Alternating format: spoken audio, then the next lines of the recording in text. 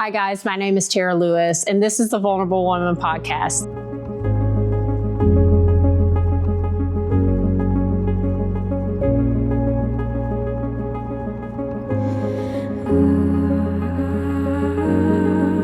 Thank you so much for joining us today. This podcast is about letting down your guard and being vulnerable. I share my story with you about things that I went through, and we're going to have guests on that share their story and things that they have gone through, because we want you to know that you are not alone on your journey. So I just encourage you as you listen to let down your guard and be vulnerable with us. I'm so glad that you chose to join us again for episode number 2. We're so excited that you're here. And if you watched episode 1, thank you so much. And thank you for your grace as you watched it as we learn and grow together. I hope that you took that opportunity to pray and get before God and let God speak to you on how to be more vulnerable with Him and with people. So today I'm going to talk to you a little bit more and get a little deeper into my story. Again, if you haven't listened to episode 1, I want to tell you the reason kind of why I chose to do this. We're going to have people come on and share their vulnerable stories, but if I'm going to be on a podcast called The Vulnerable Woman, I have to be vulnerable with you first. So that's what I'm choosing to do. Last week, my story was just a little bit easier for me to speak about because those are things that I couldn't control. Those are things that just happened to me or I was born with. But the stuff that I'm going to talk about today, these are choices that I made on my own. So it's a little bit more difficult to discuss, to talk about, and to be open about. And these were kind of more the things that really caused me to be guarded in my life for so many years. And I didn't realize kind of until just recently, looking back, that it was 20 years that I spent my life being guarded because of things that had happened to me in my past. And I'm going to speak today a little bit about how I felt about judgment, how that feels like, and not only me being judged, but also I was the one judging. So I hope you open your heart with me today and just really pray while you're listening and just ask God to show you, where you need to be open and where you need to open your heart. So after I left high school, I decided that I wanted to go to Texas, which was about 6 hours away from my home. And my parents used to always kid that out of all of us, that I was probably the last one that would move so far away to go to school. So I left in 1999. I chose to go to a college up kind of in North Texas, and it was a Bible school. I had always wanted to be in ministry of some sort. Growing up, my sister used to pick on me and kid, and she'd call me, if I did something, ornery or teenager-like, she'd say, okay, little miss, you want to go into the ministry, right? Because of course I shouldn't do that, right? Because I was the good kid. And it was just kind of a joke. And I came in 99, and I came in as a freshman.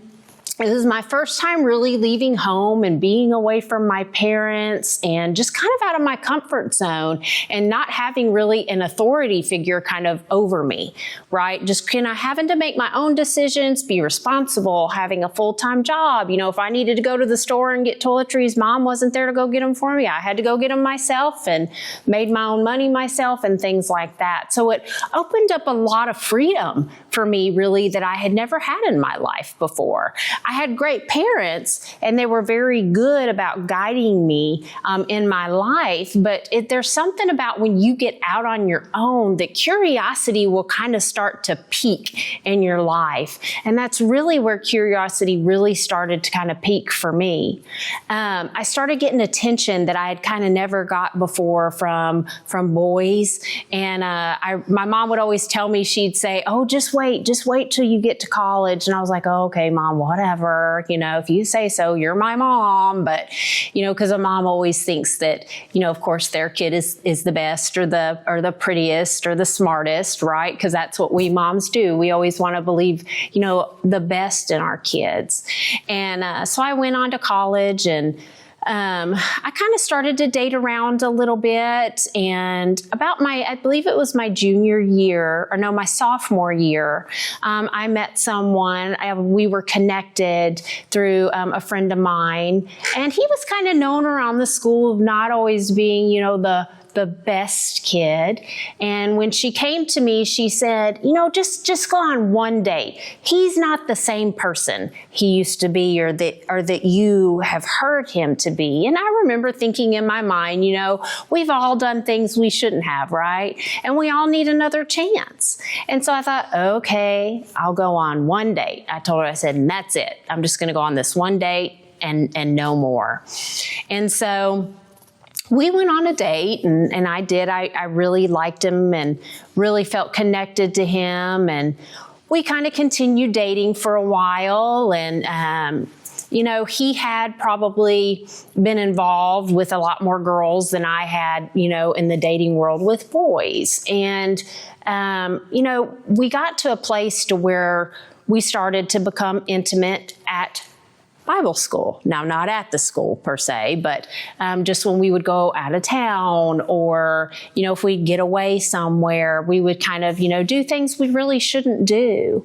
And that was very hard for me. Because number one, I knew it wasn't wrong, because for me, it was outside of marriage. And I knew that was not what God had intended that to be. And I would feel so much guilt and weight when that would happen. I remember him and we would have a conversation later and say, oh, we're not doing that again, but then about the next time that would come around, well, you know how that goes, right? Like the excitement, the butterflies, and it's like all your logic just goes out the window. And then, of course, when it's all over, then the guilt, it would settle in again. And I remember spending time in prayer and just saying, God, please forgive me, and then falling right back in to that sin. And, of course, it was a secret. It wasn't something that, we shared with anybody. It was just kind of between him and I. And, we would go in and we'd go to, they had chapel and things. And of course, you put that front on that you're supposed to put on. You go to your class, you put the front on. But when we left, it was almost like something totally different, right? And it wasn't on purpose. I don't think from either one of us, right? You have good intentions, but then as you leave or step away, and you kind of fall into sin, it's almost like something else takes over a little bit, right? That flesh kind of takes over from what you know to be, I don't want to say wrong, because I don't like calling it wrong, because in marriage it's great, but when you're young, sometimes it's not great. And it was so heavy for me, and I didn't realize that at that time, how heavy it really was, and what I was really doing, and just what consequence could come of it. I don't think I really didn't understand it at the time. So we dated, I want to say, a couple of years, maybe a year and a half, something around there. And then my junior year of college, I remember we were getting near Christmas break, and I was home visiting my family. And I was thinking, like this isn't good. And I found out that I was pregnant at that time. And I remember my throat like just tightened up, and my heart just sank, and I was in tears. But I didn't go to anybody. I kept it here inside. I didn't go to my mother. I didn't go to my dad. I didn't go to my sisters. I didn't go to my pastor. I didn't go to even my friends at the time. I just kind of kept it hidden. And a friend of mine, kept asking me. She could tell. She's like, what's wrong? What's wrong? And I'm like, no, I'm good, because I didn't want to tell anybody, because I was in fear. I was in fear of judgment. He had came down to visit me, and I shared with him, surprise, which honestly, it was a surprise, but not a surprise. When you do things like that and make those choices, or I made those choices, right? You have a consequence. And that was kind of my consequence. And I don't like saying a pregnancy is a consequence, because having children is beautiful when it's in the right moment. But for me at that time, that's the way that I looked at it. So him and I, we talked a little bit, and he's like, well, we're going to get married. That's what we're going to do. And of course, me being the Christian, I mean, I put that in quotations because I don't know that I really understood what a Christian really was at that time. But being the good Christian girl that I thought I was like, well, yes, let's do that. That's what we're supposed to do, right? That's what we should do. Let's just get married. So I finally wound up telling my mom and my dad and my siblings, of course. And we were kind of doing it on the down low. And I remember when I told my mother and my dad, that was probably one of the most difficult things I think I've ever done in my life. And even now, it still kind of gives me a lump in my throat. Because as a child, to disappoint your parents is one of the worst feelings that you can ever have. And I remember I wouldn't even call my mother. I almost was trying to ignore her, and she would keep calling me, and she would call a friend of mine to try to get a hold of me. And she would say, I just want to talk to her. I just wanted to talk to her. But I was so in fear of judgment and so in fear of what they would say to me because of my choice that I just ignored it. Now, I did eventually wind up talking to my mom, and of course, she never said the word disappointed or anything like that, and she was very loving with me. But one thing she said to me is she begged me. She said, please don't feel like you have to get married. And I was like, but Mom, no, I love him. This is what I'm supposed to do, right? We're going to have a baby, and this is what we should do. And she begged me, please don't. And I said, Mom, and this is the great typical teenage answer, right? You don't know him like I do, right? We've all said it. Or Mom, you don't know her like I do, right? We've all said it at some point or another, I'm sure. But I did. I said, Mom, you don't know him like I do. And my mom said to me, she said, he is too vain for you. And I was like, oh, Mom, you don't even know, right? It almost kind of made me mad, and it almost made me push her away a little bit because I thought, how dare her? But my mother was seeing something beyond what I was seeing. She could see so much deeper, right? I was only seeing surface things. My mother was seeing the heart. Right? Kind of like what God sees with us, right? We go in front of people, and a lot of people just see, or we just show the surface, but God sees our heart. And that's the way it was with my mom and with my dad. They knew. And they even told me, they said, we'll help you. Don't worry about it. We will help you. We will be there for you. We will walk alongside you. But I was convinced this is what I was supposed to do.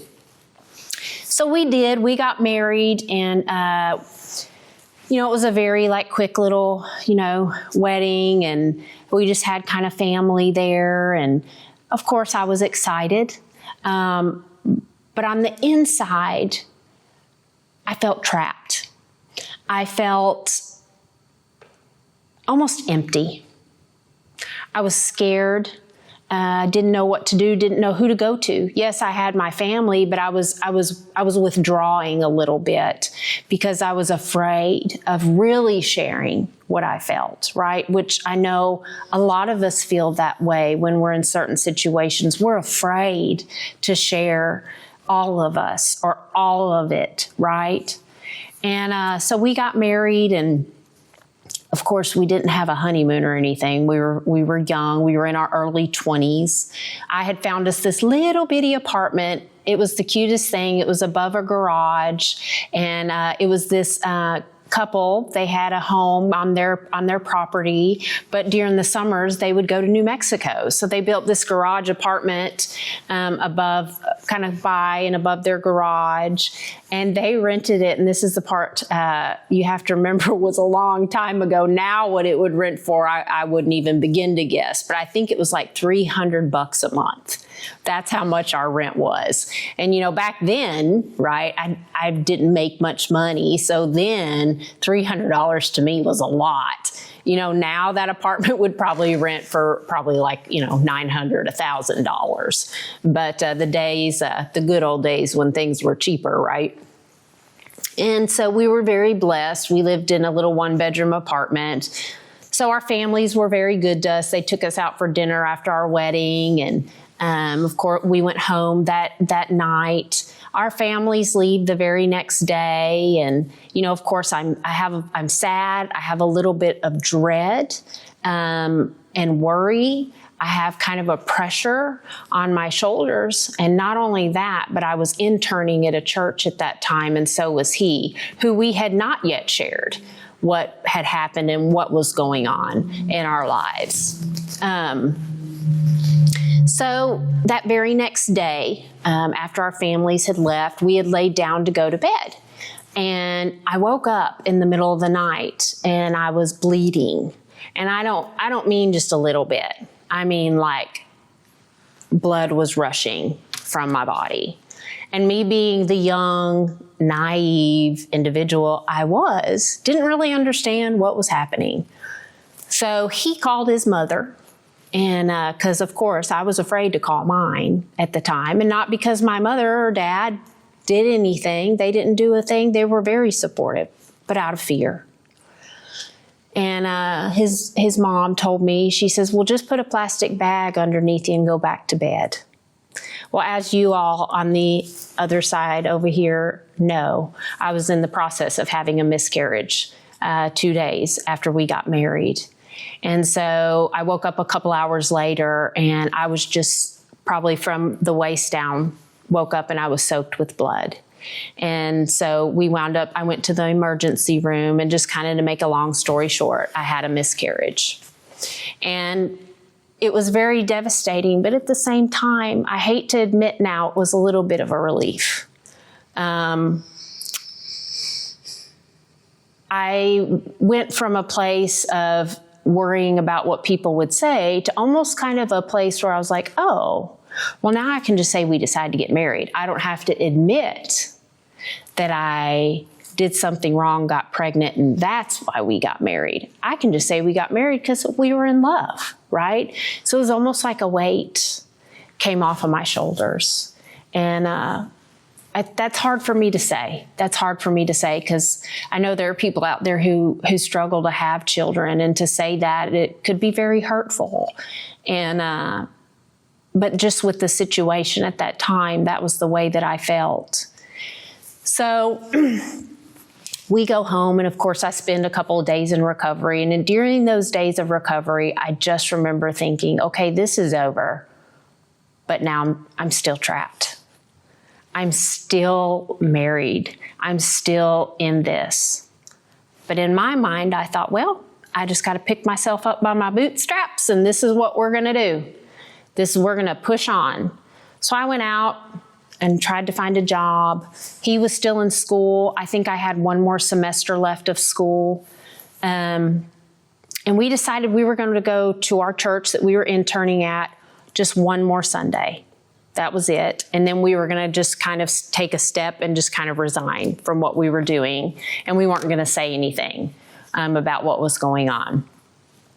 So that Sunday we go and we finished whatever, we had to do at the church, and we pretended like, we weren't married, and, just acted like we normally would. As we're getting ready to leave, I remember we were kind of packing up our stuff, and a staff member came up to us and says, and I remember seeing the look on her face and I remember my stomach sinking, and I thought, oh, great. And she pulls us into a side room, and her words, I know what you did. And I remember thinking in my head, wow, that's the way you're gonna come to me. I know what you did. And of course, we played dumb, right? What are you talking about? We didn't do anything. Well, apparently someone had made a phone call, don't know who to this day, and that's okay. And told her, we had gotten married and that I was pregnant and, the whole thing. And I remember just feeling the judgment, the shame, the condemnation. Of course, I denied it. But what do you do when someone comes to you in that manner? What's your automatic response? Your automatic response is to shut down, right? You're not going to pour out your heart. Your automatic response is to put your defenses up, right? You're going to come at me and say, I know what you did. No, I'm not going to share with you one piece of information, right? Because what are you going to say when I share with you my sin, right? And what I did? What are you going to say to me? And I want to I'm going to stop here for a minute, because if you are in leadership or in some kind of ministerial role, I don't even know if that's the right word, but I just encourage you, with people that you talk to, people that you deal with on the daily. I know sometimes it's hard for us not to judge. I have been the one judging, trust me. I probably spent more of my life judging people than I was the one being judged. But I just encourage you to love them. Come to them with the place of your heart and walk alongside them and say, hey, okay, yeah, you didn't make a good decision, but I'm here to walk alongside you and support you and love you and help you get through this. And we are here for you, right?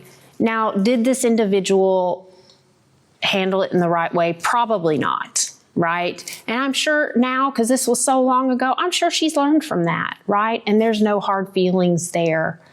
But I just really want to encourage you, when people come to you with things that they are going through, come back at them with a place of love, not judgment. Because that's what's going to have people really open up their hearts to you and really open up their minds to you and say things to you that maybe they would never say to anybody else, right? That's where just the openness will come from. And I grabbed this scripture when I was kind of preparing for today. I was just reading my normal daily reading, and this was actually my scripture that came up. It's the parable that Jesus had got done praying. He was on the Mount of Olives praying, and it says, but Jesus went to the Mount of Olives, and this is John chapter 8, and this starts in verse 1. So he was on the Mount of Olives early in the morning at dawn. He came back into the temple court, and the people came to him in crowds. He sat down and was teaching them. When the scribes and Pharisees brought a woman who had been caught in adultery, they made her stand in the middle of the court and put the case before him. Teacher, they said, this woman has been caught in the very act of adultery. Now Moses in the law commanded us that such women offenders shall be stoned to death. But what do you say? This they said to try him, hoping they might find a charge on which to accuse him. But Jesus stooped down and wrote on the ground with his finger. Now, I've heard different pastors say different things, right? I will say I am not a theologian, okay? If you're looking for a theologian, go to church, because I'm not a theologian. I'm just someone sharing my heart. But a lot of people say that maybe he was writing their names in the sand, or he could have been writing their sins. I've heard many different things, but I'm very curious to ask him when I stand before him one day what he was writing. However, when they persisted with their questions, he raised himself up and said, let him who is without sin among you be the first to throw a stone at her. Then he bent down and went on writing on the ground with his finger. They listened to him, and then they began going out, conscience-stricken, one by one, from the oldest down to the last one of them, till Jesus was left alone with the woman standing there before him in the center of the court. When Jesus raised himself up, he said to her, Woman, where are your accusers now? Has no man condemned you? She answered, No one, Lord. And Jesus said, I do not condemn you either. Go on your way, And from now on, sin no more. They expected Jesus. They expected to bring this woman before Jesus, and Jesus look at her and say, shame on you. Shame on you, you sinner, right? I mean, it sounds like they went like to her bed and pulled her out. So I'm going to imagine she may have not been clothed. I'm just guessing. But they just pulled her from the bed and brought her out in front of everyone. And they wanted Jesus to condemn her and shame her. That's what they were hoping for. But he didn't. Because all those people that were standing around, they had sin too.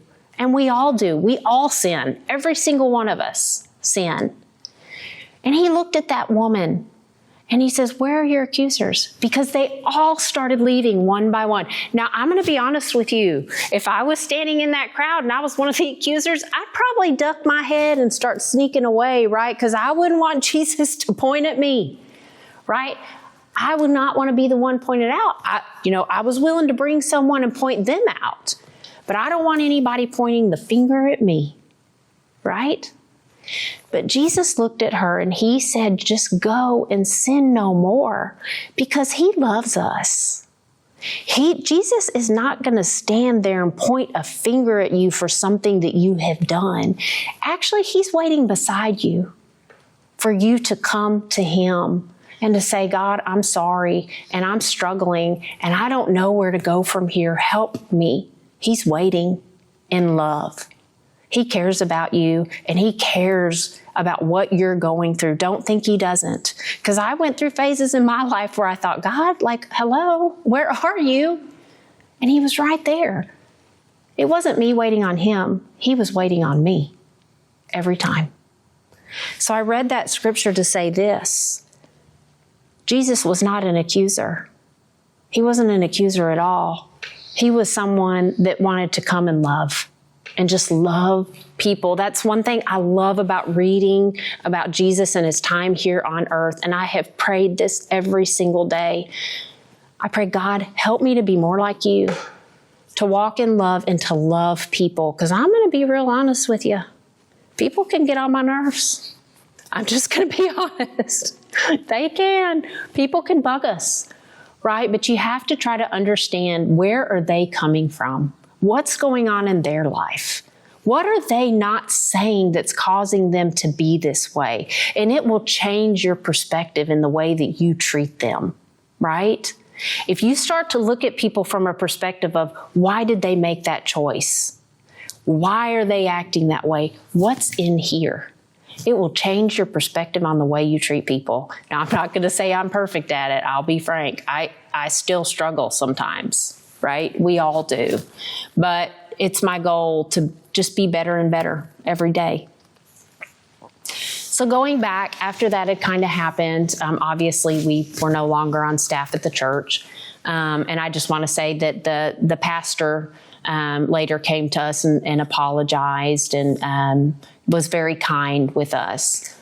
Now, I did admit, that we did get married, but I never admitted that I was pregnant and that I had had a miscarriage. I just kept that hidden, right? I kept it hidden. And when you keep things hidden, that can be a dangerous thing. Maybe not dangerous for those around you, but it can be dangerous for you because you're burying something. You're burying it down deep in your heart and you're putting it in a nice little box and you're tucking it away, right? But when that thing, if it ever comes out, right, there's a brokenness inside and a hurt inside, and it can come out. It can come out in your marriage, maybe. And you may not even realize it can come out when you're raising your children. It can come out in your work life, in your day-to-day life, just in different areas and different things, right? And that's sometimes the way why people treat people a certain way, right? Because they had put something in a nice little box that they hadn't really let out or released or given to God yet, right? So they're burying it down deep, and that's what I did. I buried it down deep. So as we were married, him and I, we really started to drift apart. Now, I'm going to kind of give you a timeline here. We were only married for 1.5 years. Not a very long time. Now, they say your honeymoon years last for, a couple of years, and then kind of reality starts to set in, right? Well, we hadn't even been married 2 years, and I could just feel us drifting, right? And I knew something was wrong. I couldn't quite put my finger on what it was, but I knew something was wrong. And I would say to him all the time, what's going on? Like, why are you not? Because I could feel the interest in me was not there anymore. And I would ask him, I'd say, what's going on? Like you're not affectionate with me. And he would try to make me think it was all in my head. But that was kind of the Holy Spirit nudging me, hey, something's not right here. So one day I was at work, and I worked at the school that I went to, and I was just at my desk typing away. And so, when you're in college, you have to have an advisor sign off on your schedule every semester. And so he had gone to see his advisor, and I knew the advisor. I had worked with him a little bit, and he became a friend later on. And so he had come in my office, and he said, "Oh, hey." He's like, "How are you?" He's like, I just saw your husband a little bit ago." I was like, "Oh, cool." I was like, "Did you sign off on his schedule?" He's like, "Oh, yeah. He's like, "Except it took us a little while because you kept calling him the whole time." And I was like, "No, I didn't." He's like, "Yeah, you did." I was like, nuh-uh, I've been busy. He's like, "Are you sure?" He's like, "I'm pretty sure it was you." I'm like, no, it was not me. He's like, "Well, I know it was you." And I was like, "Oh yeah, how so?" He goes, "Because he kept saying to you, 'I love you too, babe. I love you too, babe.'" And I remember in that moment, my heart just sank, and I knew he wasn't being faithful to me. I knew that, that was why he was trying to make me think that him not being interested in me was all in my head. So I went to try to find him, and I finally found him. He came home, and I just confronted him. I said, I know you're having an affair. He denied it for a little bit, and then he finally admitted that he was. And I asked him, I said, is this it? And he says, no. I said, "Okay, who else?" Now, again, remind you, we'd only been married 1.5 years. He told me, he says, 10 is the minimum that I can remember. And when you're in your early 20s and you hear someone say 10, in your mind, you're thinking, what? 10? So I asked him, I said, "Is that while we were dating?" Because I'm thinking, surely that just must have been like while we were dating and our marriage. He said, "No, just in the amount of time that we've been married." And I remember just the heartbreak that I felt. And then all of a sudden, the I'm not good enough set in, the I don't have any self-esteem set in. What did I do? What mistake did I make, right? Which it wasn't anything that I did. I didn't make a mistake. But your mind starts telling you these things, and the devil will come in and he'll start telling you these things, right? So again, me being the good little Christian girl that I was, I said, "Okay, we're going to fix this," right? Because that's how my mind was. I thought that's what you had to do. If there's a problem, you just go in and you fix it, right? Because that's what we should do. And he did. He wanted to fix it at first, and I made him call his mother and tell her and his grandmother and all the important people in his life. And I made him kind of tell, because I wanted him to be accountable for the choice that he made. I wanted him to go to counseling, which he did, I think, like once. And so I had a very dear friend of mine that lived there as well. She was actually my youth pastor's wife when I was growing up. And her and I became very close. Her husband at the time actually went to school there to get his degree. And so I followed along later, and her and I, we just became, instead of kind of mentor-mentee, we became friends.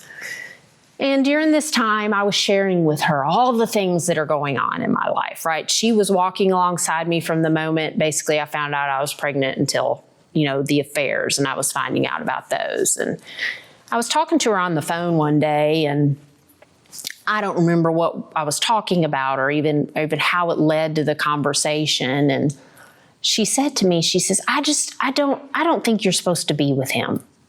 And I thought, well, why not? And she said, I just know. And I'm like, how can you just know? Like I kind of kept pushing back and asking her more questions and just really pushing at her and saying like, why? Like, I want to know. And she finally came clean and said, well, I know, because I had an affair with him as well. And you want to talk about anger? I went from hurt to a huge anger flare up. I won't tell you exactly what I said to her because there were probably not some very good words in that. But I will say a lot of anger came out. My family was there for her and her husband when they made the choice to, come and move to Texas. And my family walked alongside them on so many things. So the anger inside of me just was so mad. And I'm pretty sure I said to her, after all my family has done for you, this is what you do for me. And not only that, this is someone that I had known since I was 16 years old till my early 20s, someone who mentored me in my walk with Christ, someone who I shared my deepest, darkest things in my life. When I went through something difficult, I went to her. When I was struggling with something, I went to her. When my husband at the time and I were going through that, I went to her, and she was taking those things and using those to her benefit. So the anger that came up inside of me was I can't even put it into words, to be quite honest. And I remember thinking in my mind, that's it, I'm done. Because I'm going to tell you something, and I don't know, I may get in trouble for saying this, but God does not expect you to be a doormat for anyone. He does not.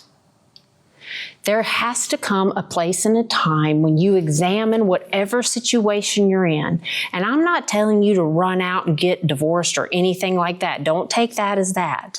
But what I am telling you is if you are in a bad situation and you have done your best and you feel like I can't do this anymore, and you have someone walking alongside you, guiding you, right? Don't make the choice alone. You need to talk to somebody. Don't be anyone's doormat. That is not what God wants for us. He wants us to have healthy, happy, loving relationships. And I don't say that just in marriage. I say that with friendships as well, right? He wants good things for you, okay? So that's why I tell you that. Again, I am not telling anyone to run out and go get a divorce or anything like that.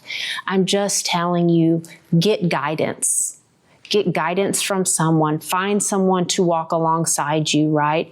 Don't be afraid just because I had a bad situation, because all of that was not healthy. Now in my life, I have great people in my life who have walked alongside me through many difficult situations, and I am so thankful for those people. I was talking to someone yesterday. We were texting, and I told them, I said, I am so thankful for you, and I am so thankful that God brought you into my life.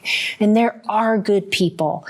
And looking back and knowing what I know now, I don't think her intention was to hurt me.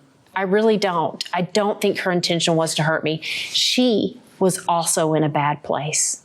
I also know her vulnerable story that I won't share, but she was not treated well as a kid. And so I think a lot of that stemmed from her choice. That was why she made that choice. She didn't know any better. And I forgave her. I have forgiven her.